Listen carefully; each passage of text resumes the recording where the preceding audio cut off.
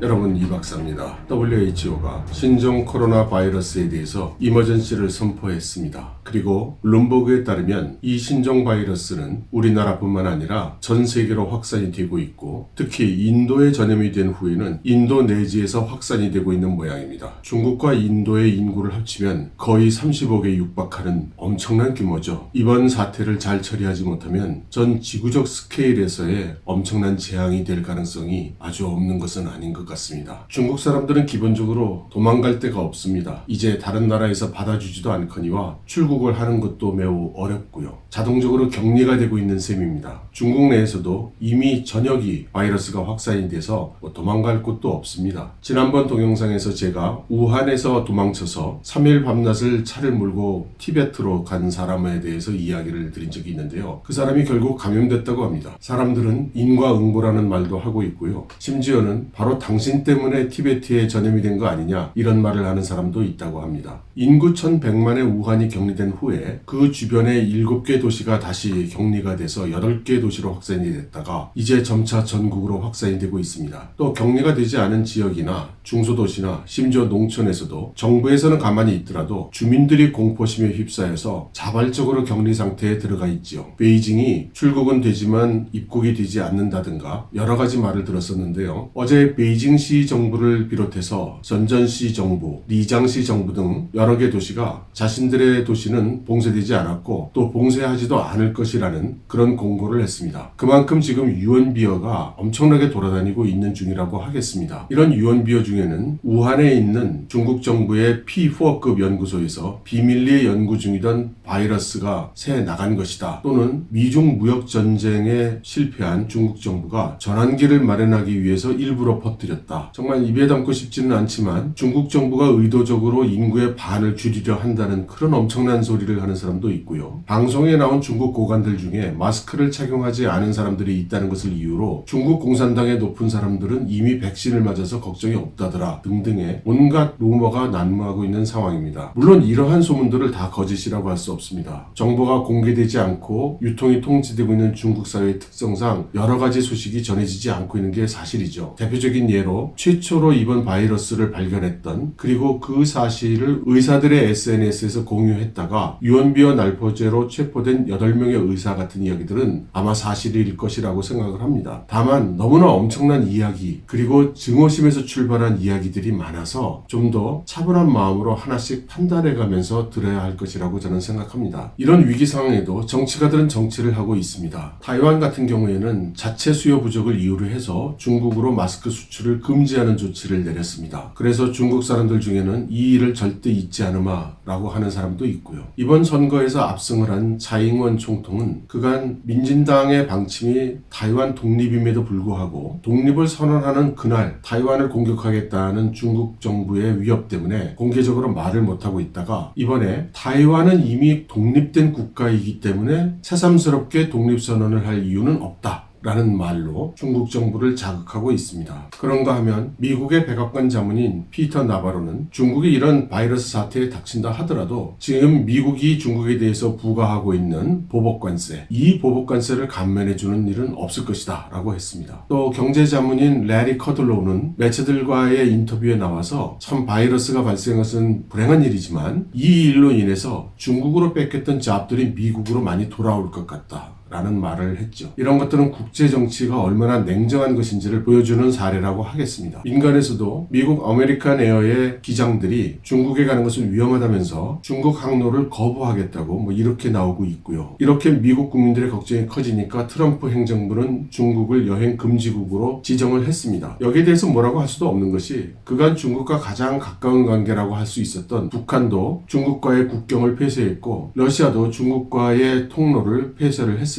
결국 중국이라는 나라가 전 세계로부터 분리되고 있는 것이죠. 미중 무역전쟁이 한참일 때 미국이 노리는 것이 중국 경제의 디커플링화라는 말을 하고는 했었는데요. 이제 정말 경제뿐만 아니라 모든 분야에서 중국의 디커플링이 일어나고 있는 것 같습니다. 기본적으로 지금의 사태는 중국이 문제죠. 그렇지만 중국이 겪고 있는 이 문제가 전 세계에 영향을 준다는 것이 큰 문제입니다. 우리나라는 말할 것도 없죠. 저는 자가격리를 시작한 지 지 이미 2주 정도 됐습니다. 그래서 저 자신도 뭘 특별히 알 수는 없고 제 주위에서 일어나는 일로 시작해서 현재 중국의 상황을 여러분들께 좀 설명을 드리려고 합니다. 지금 저를 비롯해서 대부분의 사람들이 인터넷으로 물건을 구매하고 또 배달을 받아서 생활을 하고 있습니다. 어찌 생각해보면 만일 중국에 알리바바, 징동, 핑또또 이런 식의 인터넷 구매가 발달되어 있지 않았더라면 이런 사태가 발생했을 때 아마 대부분의 중국 사람들은 견딜 수가 없었을 것이라는 생각도 듭니다. 지금 인터넷 구매는 어느 정도 잘 되고 있는 셈인데요. 그렇다 하더라도 조금씩 이상 증세는 있습니다. 인터넷으로 나오고 있는 상품들이 줄고 있고 내놓은 상품도 재고가 줄고 있거나 매진이 되는 경우가 많이 일어나고 있습니다. 그리고 구매 운송이 자꾸 늦어지고 있고요. 배송 업체가 줄어들고 배송 비용이 증가하고 있습니다. 지금 저희 베이징 같은 경우에 보면 순풍 외에는 다른 배송 업체들은 제대로 돌아가고 있는 것 같지 않습니다. 그리고 마스크나 소독약 같은 현재 모두가 찾고 있는 물건은 역시 인터넷에서도 공급받을 길이 없습니다. 그리고 과일과 신선식품들은 공급이 줄어들거나 없어지고 있어요. 저희는 다행스럽게 이런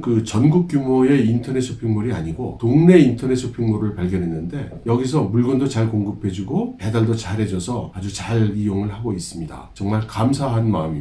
그리고 이런 배달들은 지금은 모두 단지 앞까지만 오게 하고 있고 배송업체가 단지 앞에 갖다 놓고 전화를 하면 주민이 그 단지 앞에 가서 픽업을 하는 그런 방식으로 전달을 받고 있습니다. 그러면 이렇게 집안에서만 격리돼서 살고 있는 사람들 바깥 상황은 어떤 것일까요? 일단 거리를 나가보면 공안들이 마스크를 하지 않은 사람들을 단속하고 있습니다. 마스크를 하지 않은 채 백화점을 간다든가 버스를 탄다든가 지하철을 탄다든가 하면 단속을 하고 있고 봉쇄된 지역을 통과하려고 하는 차량이나 사람도 제지를 하고 있습니다. 또 공안의 손길이 닿지 않는 작은 그런 단지, 시골 이런 곳에서는 자체적으로 자경대를 조직해서 외부 사람들이 들어오는 것을 막고 있습니다. 동시에 자기 구역에서 환자가 발생하면 일단 신고를 해서 환자들을 이송하고 있고 환자가 발생한 집에 대해서는 본인들이 원하든 원하지 않든 이 주민들이 강제로 봉쇄를 하고 있습니다. 근데 그 봉쇄 수단이 문을 용접을 해서 붙여놓는다든가 창문과 문 바깥에 다시 철 구조물 같은 것을 세워놓는가 해서 강제로 나가지 못하게 막고 있습니다. 그런데 집집마다 사정이 있는 법인데 불묻곡지 환자들은 다 우송을 해버리기 때문에 가장이나 부모가 모두 환자라고 해서 압송이 된 경우 남겨진 어린이들, 아기들, 노인, 장애인, 자기 자신을 돌볼 수 없는 이런 사람들이 집안에서 굶거나 심지어 굶어 죽는 이런 상황도 발생하고 있다고 합니다. 여기까지는 그래도 집안의 이야기인데요. 이제 춘절이 끝나고 있기 때문에 다음 주부터 업무가 시작이 됩니다. 그런데 과연 정상적인 생활이 가능할지는 정말 의문이죠. 경제 주체들이 제대로 경제 활동을 할 리가 없어 보입니다. 저도 그간 별로 돈은 안 되지만 작은 무역을 하는 사무실을 운영하고 있었는데 이번 기회에 접기로 결정을 했습니다. 아마 영세 업체들은 저처럼 이번에 문을 닫아야 하는 그런 곳들이 아주 많을 것입니다. 하지만 문을 닫으려 해도 이미 임대 계약을 해놓은 임대료 그리고 고용을 해놓은 직원들에 대한 급여 중국에서는 직원들에 대한 해고도 상당한 기간과 비용이 드는 일이기 때문에 말이죠. 다 큰 부담이 아닐 수 없습니다. 그래서 그런지 베이징 시정부에서 소위 건의문이라는 것을 발표를 했습니다. 집주인 또는 건물주들한테 1월달 임대료는 면제를 해주고 2월, 3월은 반만 받을 것을 건의한다는 그런 내용입니다. 그런데 집주인이 과연 임대료를 안 받을까요? 건물주가 임대료를 적게 받을 것 같지도 않습니다. 어쩌면 국유기업들이나 공공기관들은 이번 건의문의 효과를 좀 받을지도 모르죠. 중국에서 사업을 하시는 분들은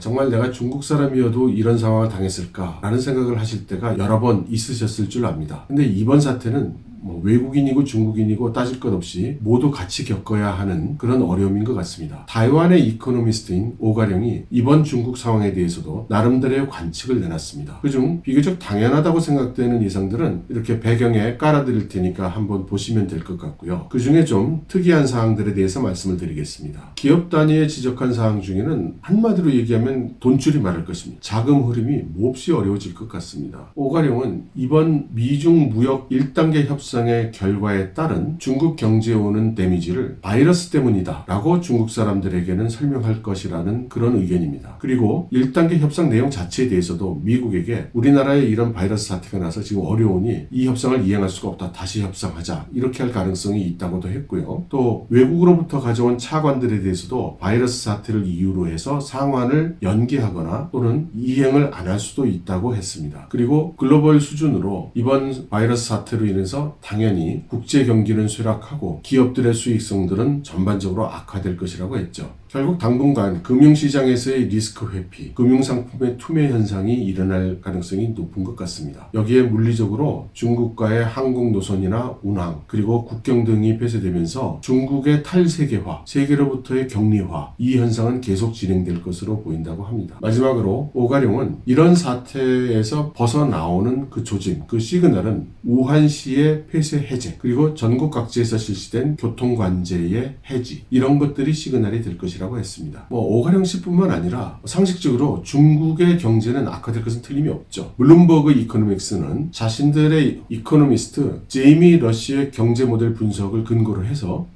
중국이 이번 1사분기 GDP가 4.5%로 낮아질 것이라고 예측을 했습니다. 또 시티그룹은 중국의 GDP 성장률이 이번 분기에 4.8% 수준으로 낮아질 것이라고 예상을 했고요. 연간 전망치는 5.8%에서 5.5%로 낮췄습니다. 이와 동시에 블룸버그는 중국의 수출 선정량이 엄청나게 줄었다는 것도 보도를 했습니다. 99.95%가 감소했다는 건데요. 사실상 제로가 된 것이죠. 다시 말해서 춘절 기간 쉬는 데다가 바이러스 사태가 옴으로 해서 일체의 선적이 정지된 상태라고 볼 수 있을 것 같습니다. 이러한 선적의 중지, 그리고 귀향이 제대로 이루어질지, 그렇다면 공장이 제대로 돌아갈 수 있을지, 이렇게 실물 경제도 당연히 타격을 입을 것인데 거기에 실물 경제를 뒷받침해주는 금융 부분도 엄청난 타격이 올 것 같습니다. S&P 글로벌 레이팅스의 신용 분석가 탕밍이라는 사람은 중국의 중앙은행인 인민은행이 실시한 스트레스 테스트를 인용을 하면서 상당수 중국 은행들이 자본 확충이 돼야만 할 것이다 라고 얘기를 했습니다. 인민은행이 실시한 30개 은행에 대한 테스트 결과에 따르면 중국 경제 규모가 상당히 큼에도 불구하고 중국의 부실 대출은 중국이라는 국가의 경제 성장에 매우 민감하게 반응한다는 것입니다. 그래서 S&P에 따르면 중국 인민은행이 2018년에 실행했던 스트레스 테스트의 조건이 성장률이 6.6%에서 4.15%로 둔화되는 상황이었는데 사실 지금 현재 상황과 매우 유사하죠. 그렇다면 스트레스 테스트의 결과에서 나온 여러 가지 시사점이 현실이 될 가능성이 높다고 할 수 있을 것 같습니다. 이제 다음 주 월요일 날 중국의 금융시장들이 문을 열면 모든 금융상품의 하락이 예상이 됩니다. 트레이더들이 마진 콜에 직면하게 됨에 따라서 엄청난 폭락이 될 수도 있다고 보는데요. 지난 미중 무역 전쟁 때 협상이 파기됐던 5월 달, 그때 당시에 거의 6% 가깝게 하락을 했었습니다. 이번 상황은 그때보다 크면 컸지 더 적지 않을 것 같습니다. 그리고 중국은행이 2월 초에 단기 자금으로 1조 위안 이상을 상환해야 되는데 그 상환 가능성 여부도 초미의 관심이 되고 있습니다. 만일 이렇게 중국 금융권, 중국의 은행들의 채무 상환에 문제가 생기면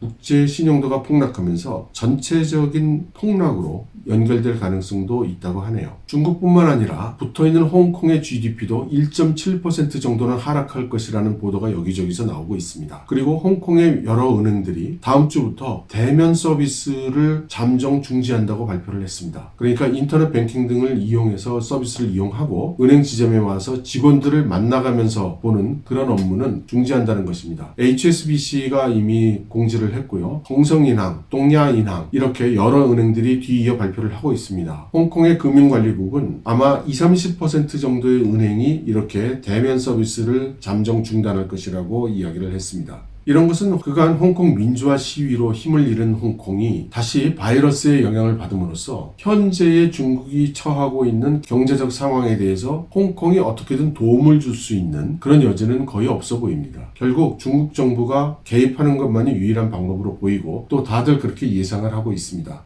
我一直是在亲自指挥 亲自部署. 그래서 지금부터 중앙은행이 기준금리를 어떻게 가져가고 환율을 어떻게 가져갈 것인가가 초미의 관심사가 되고 있죠. 여러 가지로 중국은 위기 상황에 당면해 있습니다. 이렇게 위기 상황이 왔을 때 결국 힘을 발휘하는 것은 사회 저변에 곳곳에 숨어있는 백성들의 힘입니다. 우한에 지속적으로 물자를 공급하고 있지만 워낙 필요한 의약품의 소모가 심해서 지속적인 물자 부족에 시달리고 있다고 하고 의료진들은 경무와 물품 부족 속에서 생사의 한 가운데서 관련해서 분투를 하고 있는 중입니다. 한 중국 병원에서는 관리직 의사가 매체에 나와서 공식적으로 뒷전에 앉아서 말만 하고 제대로 일을 하지 않는 공산당원들을 비판하면서 인민을 위한다는 공산당 당적을 가진 의사들은 모두 뒷전에 앉아있지 말고 현장에 나가서 환자들을 돌보라는 그런 발표를 가짐으로써 전국적인 지지를 받고 있습니다. 이런 어려운 상황에서 분투하고 계시는 중국의 여러 의료진 여러분들께 성원을 보내고 그분들의 모습을 몇 커트 보여드리는 것으로 저의 마음을 대신하고자 합니다. 여러분 감사합니다.